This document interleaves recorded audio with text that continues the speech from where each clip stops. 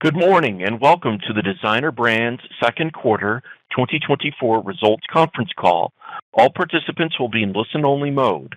Should you need assistance, please signal a conference specialist by pressing star, then 0 on your telephone keypad. After today's presentation, there will be an opportunity to ask questions. To ask a question, you may press star, then 1 on your telephone keypad. To withdraw your question, please press star, then 2. Please note this event is being recorded. I would now like to turn the conference over to Dustin Honstein, Senior Vice President of Finance. Please go ahead. Good morning. Earlier today, the company issued a press release comparing results of operations for the 13-week period ended August 3rd, 2024 to the 13-week period ended July 29th, 2023. Please note that the financial results that we will be referencing during the remainder of today's call exclude certain adjustments recorded under GAAP unless specified otherwise. For a complete reconciliation of GAAP to adjusted earnings, please reference our press release. Additionally, please note that remarks made about the future expectations, plans, and prospects of the company constitute forward-looking statements. Results may differ materially due to the various factors listed in today's press release in the company's public filings with the SEC. The company assumes no obligation to update any forward-looking statements. Joining us today are Doug Howe, Chief Executive Officer, and Jared Poff, Chief Financial Officer. Now let me turn the call over to Doug. Thank you for joining us this morning. I'm pleased to report that during the second quarter, we made continued progress on our plans to return Designer Brands to growth. As anticipated, we did see consistent improvement in our top-line performance throughout the quarter and have now experienced 3 consecutive quarters of sequential comp improvement. However, with consumers being increasingly mindful of their discretionary spend, that improvement has been more muted than anticipated. In spite of this, as expected, our comps have now turned positive as we've moved into the back half of the year and reached our anticipated inflection point. We expect positive comps to continue in the back half, supported by our strategic initiatives. We've been particularly pleased with our back-to-school business, which has carried its momentum into the third quarter, supported by our expanded athletic and athleisure offerings. Turning to our results. In the second quarter, our sales were down approximately 3% versus last year. We saw a roughly 1% decline in comparable sales versus last year, a sequential improvement as our efforts to reinforce and grow relationships with our key national partners are paying dividends. Our top 8 brands, all in the athletic and athleisure categories, continued to generate outsized growth in the second quarter, up over 30%, which was in line with the growth that we saw from them in Q1 and showcases the benefits of developing deeper relationships with key brand partners. Further, the penetration from these top 8 partners climbed to 39% of sales in the quarter, a significant increase over the prior year penetration of 30%. While our assortment pivot is gaining traction, our over-penetration in dress and seasonal once again pressured results. We remain committed to reducing our reliance on these categories, and we're encouraged by the continued comp improvement as we exited the second quarter stronger than we started. As I mentioned earlier, we've seen that momentum continue quarter to date, primarily driven by strength in the back-to-school season. Gross margin contracted by 170 basis points to 32.8%, influenced primarily by lower IMU on athletic and athleisure product as we prioritize growing our penetration in those categories, as well as pressure from promotions needed to clear through seasonal inventory. As we head into the fall season, we are maintaining our disciplined inventory allocation, which we believe will enable us to be less reliant on promotions to sell through inventory and capitalize on any momentum shifts we may see, though we still expect IMU to be a continued headwind as our athletic inventory expands. Let's first talk about our retail business. According to Circana, DSW outpaced the overall footwear market by 1 percentage point in the second quarter. In total, our U.S. retail sales declined roughly 3% versus last year, while posting a 1% decline in comparable sales as we saw increasing pressure on seasonal volume in the spring. However, thanks to our efforts to increase our athletic offerings, we had a powerful tailwind, with total athletic sales increasing 16% for the quarter.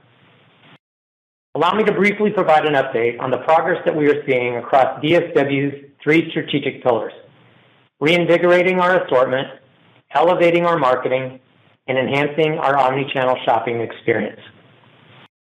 Beginning with our assortment.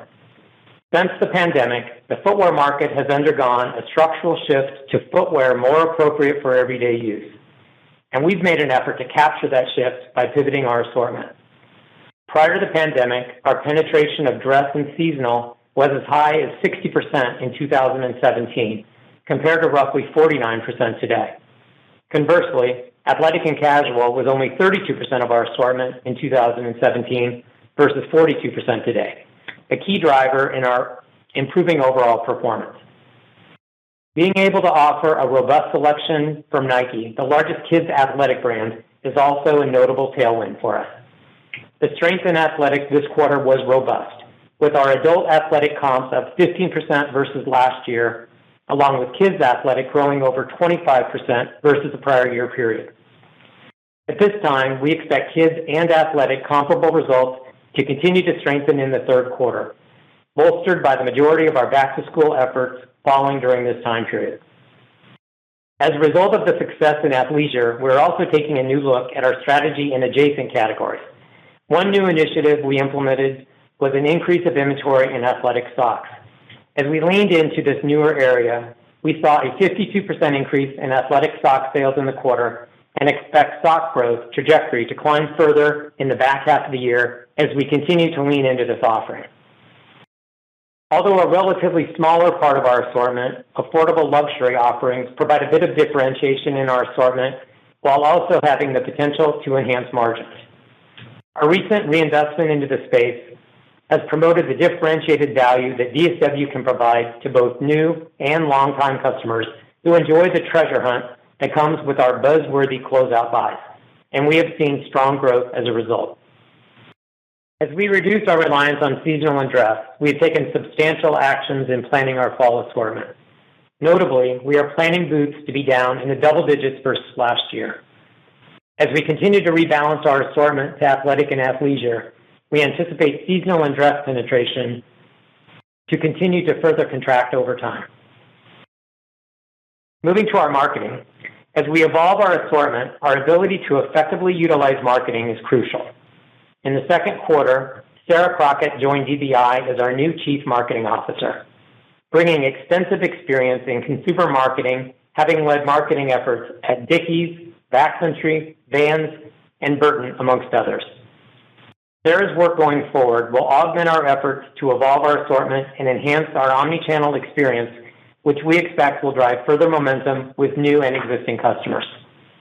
In the near term, our teams are executing our ongoing DSW brand equity building through top-of-funnel initiatives, leaning in heavily to the back-to-school season. We've created a digital and physical back-to-school destination by integrating our marketing message with opportunities in stores, such as leveraging influencers and using a digital lookbook to drive engagement. We are also capitalizing on the presence of Nike in our marketing, given its stature as a cornerstone of the back-to-school season. In addition, we are increasing our presence on social media in new and different ways. This includes a renewed content strategy, the expansion of our influencer program, and specific targeted enhancements. These marketing strategy changes are already driving an improvement in social media performance, where we are seeing a 2x lift in performance in recent campaigns. On TikTok alone, we've seen our engagement rate increase over 450 basis points, outpacing the retail industry benchmark by over 100 basis points. We've grown video views and organic engagements by over 100% each, and are consistently gaining new followers. Finally, we continue to invest in personalization to further refine and improve our customers' experience with DSW and to more effectively engage lapsed or about to lapse customers. As part of this, we are piloting new strategies in our loyalty program. This brings me to our third strategic pillar of enhancing the shopping experience across DBI sales channels. We are encouraged by the success of our digital platform, which continues to lead the business, sustaining mid-single-digit growth for the third consecutive quarter. In stores, we are actively upgrading aesthetics with enhanced visual merchandising and promotional signage, which goes hand in hand with our refreshed assortment and omni-channel marketing strategy. Turning to our Canadian business, sales increased by 6% versus last year, driven by the acquisition of Rubino, while comps contracted by roughly 3% as the Canadian market experienced similar pressures to the U.S. As a reminder, last quarter we entered into the previously untapped Canadian territory of Quebec following our acquisition of Rubino. Quebec is a new territory for Designer Brands, and we are excited to compete here and extend our reach to another quarter of Canada's population. As discussed, we intend to continue operating the 28 storefronts under Rubino's legacy banner, given their established brand in the region. As a result, we continue to anticipate no material expenses associated with integrating the Rubino business within our portfolio. This quarter, we opened one new Shoe Company store and one new DSW in Canada, bringing us to a net 6 new stores year to date, on top of the 28 Rubino stores. And we expect to further expand our Shoe Company store count by 2 more stores in the third quarter. Now to our brand portfolio segment. As we shared last quarter, we have implemented new programs and reviews that have supported reducing costs, right-sizing the organization, increasing margins, streamlining and simplifying the way we work, and defining the role, purpose, and potential of the brands in our portfolio. We are elevating our core competencies and leveraging scalability to develop best-in-class brands that we expect will, over time, provide significant returns. Our product ideation process is being greatly revamped with the purpose of improving adoption rates and expanding profitability in the coming years. We continue to be excited about the growth we are seeing in our brand's portfolio, with Topo Athletic and Jessica Simpson being just 2 examples of success we are recognizing. Topo continues to gain momentum as we grow its recognition with the dedicated running community. We are constantly engaging premier fitness and outdoor channels to further expand Topo's accessibility nationwide and drove a 109% year-over-year growth in its wholesale channel in the quarter. Jessica Simpson also sustained the momentum it saw in the first quarter with high double-digit sales increases as the brand continues to appeal to customers for its colorful and unique style. We're embracing the Jessica Simpson brand momentum and have capitalized on this excitement with expanded wholesale distribution, up 70% in the quarter.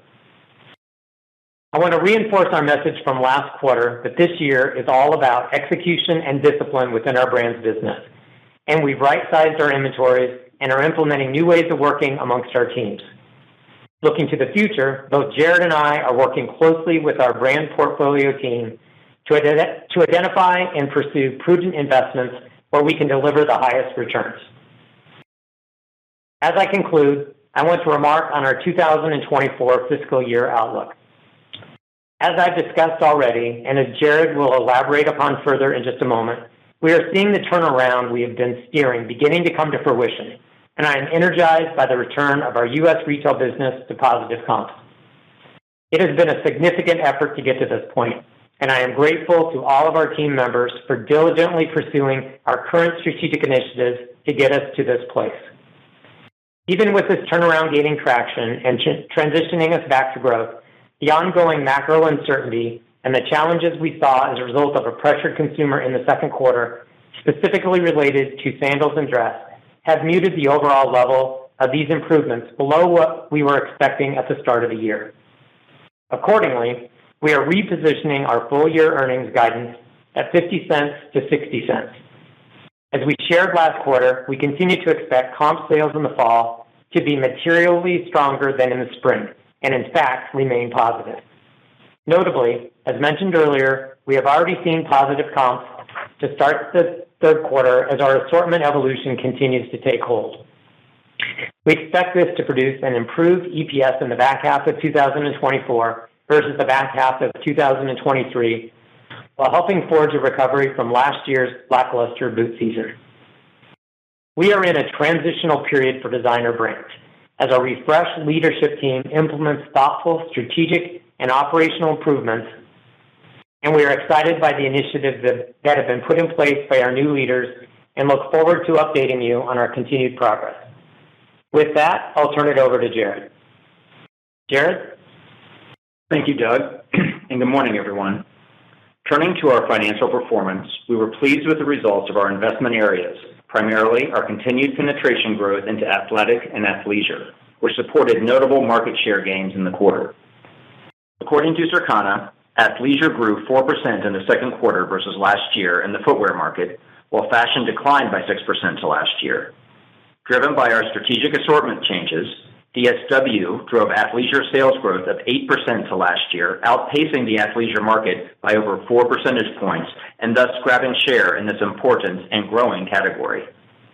This helped us deliver another quarter of sequential improvement in our retail comp sales. And while comps sequentially improved for the third consecutive quarter, the level of improvement was below what we were anticipating, as the consumer further pulled back on discretionary spend in dress and seasonal footwear, which, in spite of our pivot towards athletic and casual, still weighed heavy on our overall results. Let me provide a bit more detail on our financial results for the second quarter, followed by an update to our annual guidance. For the second quarter of fiscal 2024, net sales of $772 million were down 2.6% versus the prior year period, as reported, and were down 1.4% on a 13-week comparable basis. In our U.S. retail segment, comps were down 1.1% in the second quarter, an improvement compared to down 2.3% in the prior quarter, down 7.4% in Q4 of last year, and down 9.8% in Q3 of last year. As mentioned, our performance was led by strong double-digit comps in both our athletic and kids categories, which was offset by negative comps in our dress and seasonal categories. Our Canada retail segment comps were down 3.1% in the second quarter, driven by continued macro challenges that have led to a reduction in overall consumer discretionary spending activity. In Canada, we continue to invest in branding as well as explore opportunities to expand our geographic footprint, and we anticipate these will help drive an improvement in results. Finally, in our brands portfolio segment, sales were up 14% in the second quarter. As a reminder, starting this fiscal year, we have harmonized our approach to how we transact business between our brand portfolio segment and our retail segments. This change resulted in approximately $22 million of year-over-year additional sales for our brand segment in the quarter that gets eliminated in consolidation. We saw notable strength in our DTC sites where we have been investing. In particular, Topo.com delivered a positive comp of 20.3%, and VinceCamuto.com reported positive comps of 4%. Consolidated gross margin of 32.8% in the second quarter decreased 170 basis points versus the prior year, primarily driven by slightly lower IMU as we prioritize growing our penetration of national athletic brands, as well as absorbing the impact of elevated promotions that were prevalent across the entire market. Our adjusted SG&A was 28.9% of sales compared to 26.9% in the second quarter of last year. This deleveraging was largely a result of a declining top line, coupled with the increases of underlying fixed expenses and increased investment in talent and IT, specifically our e-commerce teams and back-to-school marketing, partially offset by the cost reductions we implemented at the beginning of the second quarter. As we look towards the future, we have kicked off a formalized expense efficiency initiative with the help of an outside consultant.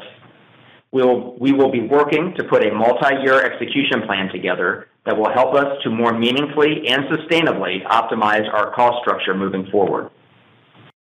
For the second quarter, adjusted operating income was $32.5 million compared to $62.6 million in the prior year. In the second quarter of 2024, we had $11 million of net interest expense compared to $6.9 million last year. Higher interest expense is a direct result of our term loan we installed last year, as well as higher interest rates on our ABL. Our effective tax rate in the second quarter on our adjusted results was 20.6% compared to 29.3% last year. Our second quarter adjusted net income was $17.1 million versus $39.4 million last year, or 29 cents in diluted earnings per share versus 59 cents last year. Higher operating expenses and interest expense weighed on this quarter's results. Turning to our inventory, we ended the second quarter with inventories up 5.9% versus the prior year, mostly driven by athletic, as we brought in more receipts earlier this year to support our back-to-school campaign in our retail segments. For the second quarter, we generated $28 million of free cash flow, defined as cash provided by operating activities less cash paid for property and equipment, reflecting the receipt of our IRS tax refund. We believe our healthy liquidity position, including availability under our ABL, support our ability to navigate further potential uncertainty, and we do anticipate that we will be free cash flow positive in the back half of the year. We ended the second quarter with $38.8 million of cash, and our total liquidity, which includes cash and availability under our ABL revolver, was $193.9 million. Total debt outstanding was $465.8 million as of the end of the second quarter. With our CARES Act tax refund, our teams immediately paid down outstanding balances on our ABL revolver. Additionally, in the second quarter, our team and the board deemed it prudent to reengage our share repurchase activity. To that end, we repurchased $18 million worth of DBI shares at an average price of $6.74 in Q2. We will continue to evaluate all opportunities to bolster shareholder value, and we believe this recent repurchase activity is evidence of our conviction in our long-term strategy. Before I conclude, I want to take a minute to discuss our fiscal 2024 guidance. We have always expected comps to improve as we worked through spring, inflecting to positive in Q3, and our bottom line to turn to growth over last year for the fall. And this is exactly what we've seen year to date and are seeing currently as we start the back half. As of the first month of the third quarter, we have inflected to positive comps and expect those to continue. As a reminder, this includes the lapping of Nike's return, which we enjoyed during the entire fourth quarter last year. We remain confident in the calendarization of the trajectory of our comp trend and expect continued sequential improvement through the balance of the year. However, as we've discussed, the overall pace and level of recovery has been more muted than expected as a result of a pressured consumer, macro pressures on the overall footwear market, and a lackluster spring seasonal business at DSW. As such, we are revising our full-year guidance accordingly. We are adjusting our net sales growth guidance for the full year to be flat to up slightly versus prior guidance of a low single digits increase. As a reminder, this does include the headwinds of the sales recorded in the 53rd week of fiscal 2023. We continue to project our third quarter as our strongest sales growth quarter, and I want to remind you that while we also expect positive comp sales growth in the fourth quarter, our year-over-year total sales will be negatively impacted by the loss of the 53rd week from the prior year. We do believe our assortment and marketing strategies are being rewarded as customers have embraced the updated selection and promotional strategies that we are championing. And we have moved even more decisively to position ourselves for success in the back half, with the most notable adjustment to our seasonal assortment yet. We now anticipate external sales in our brand portfolio segment will be flattish, as strong growth from Jessica Simpson and Topo are offset by declines in our DTC businesses overall. Turning to factors impacting our profitability, while continuing to see the investments over last year in people and IT that we've discussed previously, the expense savings from the reorganization we executed early in the second quarter have started to materialize. With these puts and takes, coupled with a more muted top line, we now expect to see flat to slight deleverage in SG&A for the full year. We anticipate our effective tax rate of roughly 30% for fiscal 2024 and have updated our annual earnings per share outlook to be in the range of 50 to 60 cents versus our prior guidance of 70 to 80 cents. Our weighted average diluted shares outstanding are anticipated to be approximately 57.8 million for the third quarter and approximately 58.3 million for the year, given the share repurchase activity that has occurred thus far throughout the year. I remain energized by our plans to return Designer Brands to earnings growth in the back half of the year, including what is implied with this revised guidance of meaningful growth in EPS over last year. Importantly, the third quarter will mark the first quarter of positive comps since the third quarter of 2022, a testament to the fact that our strategies are working. At this time, we would also like to reaffirm our expectations for capital expenditures to be in the range of $65 to $75 million for this year. I remain confident that we are making the necessary changes to position our organization for growth as the footwear industry evolves. By investing in top talent, key relationships, top-of-funnel initiatives, and modernized infrastructure, we believe that we are increasingly well-positioned to continue our recovery. With that, we will open the call for questions. Operator? We will now begin the question and answer session. To ask a question, you may press star, then 1 on your telephone keypad. If you are using a speakerphone, please pick up your handset before pressing the keys. If at any time your question has been addressed and you would like to withdraw your question, please press star, then 2. At this time, we will pause momentarily to assemble our roster. Our first question comes from Dylan Carden with William Blair. Please go ahead. Yeah, hey guys, this is Alex Bastian for Dylan. Thanks for taking our questions. Firstly, just how would you describe the risk in the guide for the back half? You mentioned inflecting positive in comp with boots planned down double digits on easier compares, which appears to have been relatively de-risked. So could you just give a bit more color on what is contemplated in the larger inflection plan for the second half? Yeah, this is Doug. Thanks for your question. I would start by just saying, again, we're encouraged by what we saw materialize through Q2 from a momentum perspective, and then in particularly the fact that we moved to a positive comp as we got into Q3. So a lot of that is driven by, obviously, the penetration growing of athletic and athleisure. But the most significant change we've made as we move through fall is we feel like we have de-risked that demand plan because we've significantly planned down the seasonal boot category. So again, that's a pretty seismic shift with regards to how we're thinking about evolving that assortment as we move through the back half, and probably the most dramatic move we've made. Got it. Okay, thank you. And then secondly, how are you or could you adjust or shape the branded portfolio to reflect the trends that you're currently seeing in the business?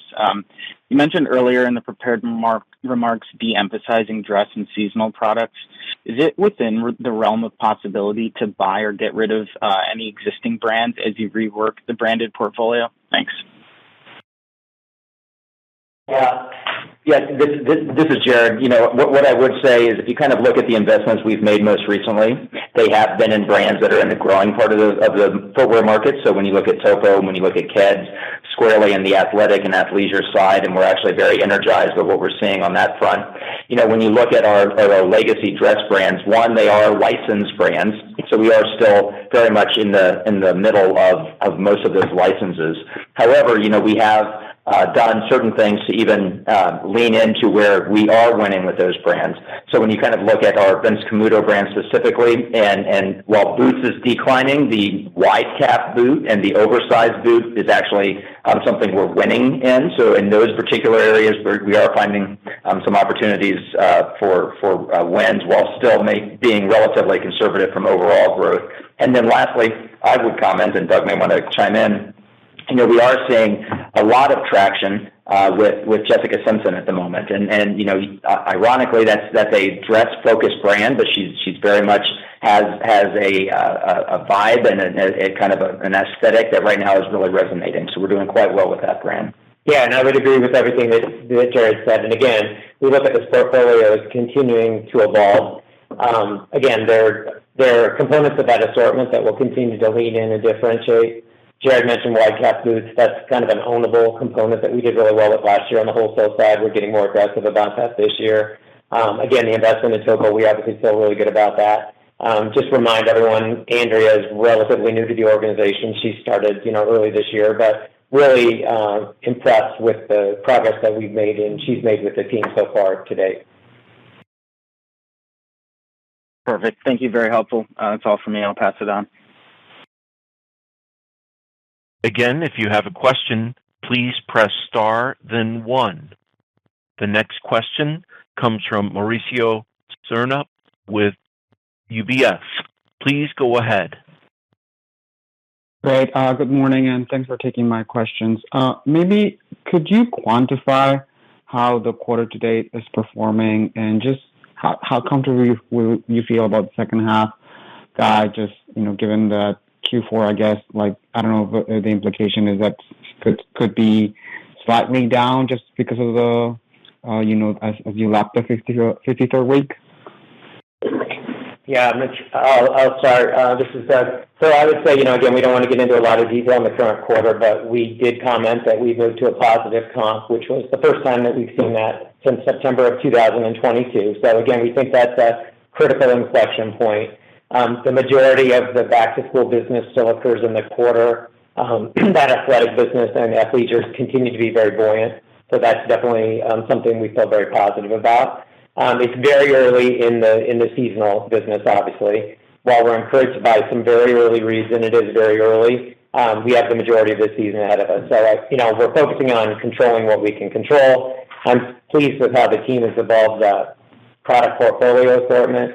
But, there is a little bit of caution out there just with regards to the macro environment. But again, really focusing on what we can control, distorting the categories that are working, and we're positioned in a very good place because of how we plan seasonal. I would add, Mauricio, to answer the end of your question. We do anticipate positive comps throughout the fall. But to your point, we do lose a 53rd week in the fourth quarter. That was about a little over $40 million in total sales. While we still feel pretty strongly, even at the lower end of our guidance, around Q4 positive comps, depending on where within that guidance we lie, you could see flattish or a bit more pressure on the sales side, just given we're losing that $42 million week. Got it. And then just very lastly on the gross margin, you talked about you expect for the year SG&A to be flat to slight deleverage. How should we think about the gross margin for the full year? Yeah, when we look at full year margins, we kind of have two things going in opposite directions. We continue to see pressure on our IMU, just given the move into a higher penetration of national brands, specifically athletic brands. And as we've always talked about, those certainly come with a bit more pressure on IMU than the dress brands do. But on the flip side, especially as we move into the fall, we start seeing leverage on our markdowns. If you recall, fall of last year is when we really had to clear out boots because we had invested in growth and certainly did not see that materialize. And so we're kind of seeing those offset to deliver an overall year that is a bit flattish in gross profit. Understood. Very helpful. Thank you so much. The next question comes from Dana Telsey with Telsey Group. Please go ahead. Hi. Good morning, everyone. As you think about inventory levels and where you expect them to be by the end of the year, both on your own branded side and wholesale, how are you thinking about it? And with the components of the comps in each of the channels, drivers of each, what did you see in ATV or conversion, traffic, transactions?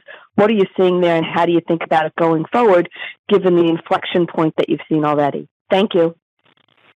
Yeah, thanks, Dana, for your question. This is Doug. I'll start, and Jared can add some color. Again, we're encouraged by the momentum that we're seeing with regards to the change in the trajectory. Again, we've commented on the fact that we saw a digital increase for the third consecutive quarter. We definitely have seen an improvement in traffic at the store component of that as well. Again, it's a little more muted than we would have anticipated, but it's encouraging and definitely moving in the right direction.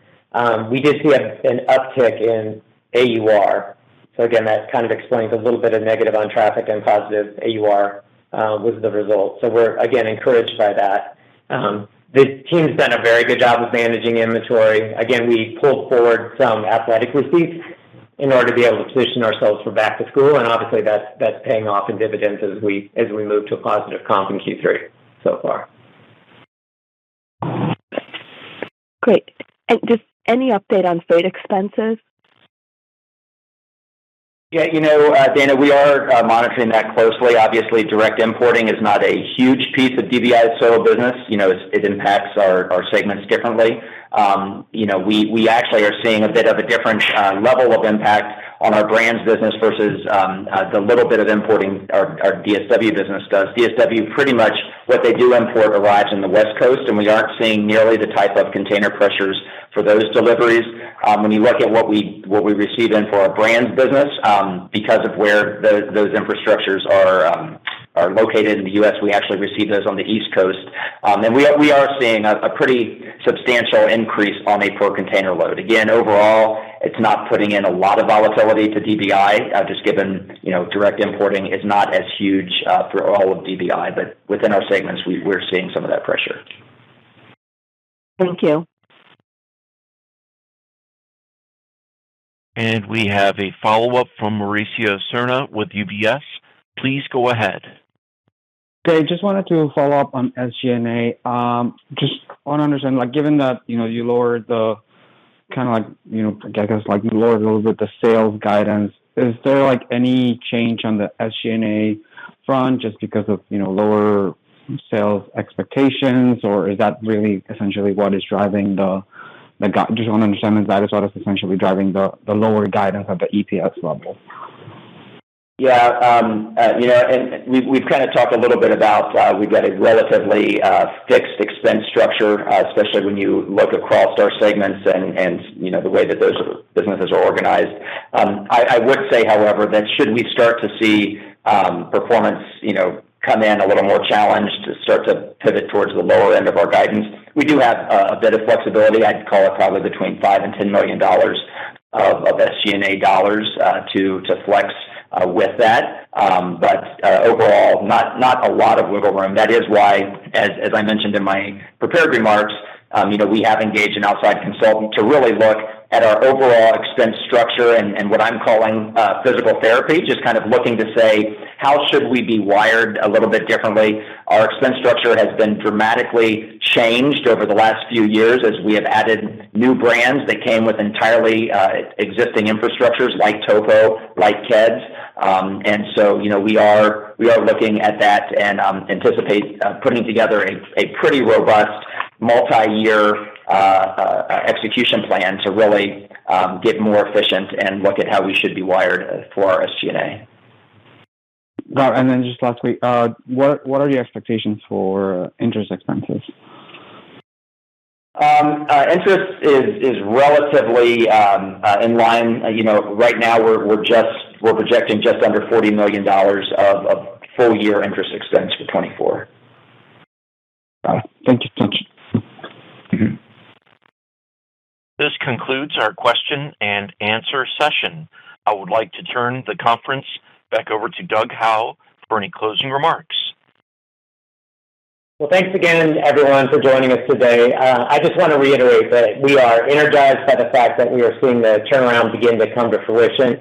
And again, I am grateful to all of our team members who continue to pursue those strategic initiatives to get us to this place. We look forward to updating you on our progress as we move through the balance of 2024. Thanks again for joining us. The conference has now concluded. Thank you for attending today's presentation. You may now disconnect.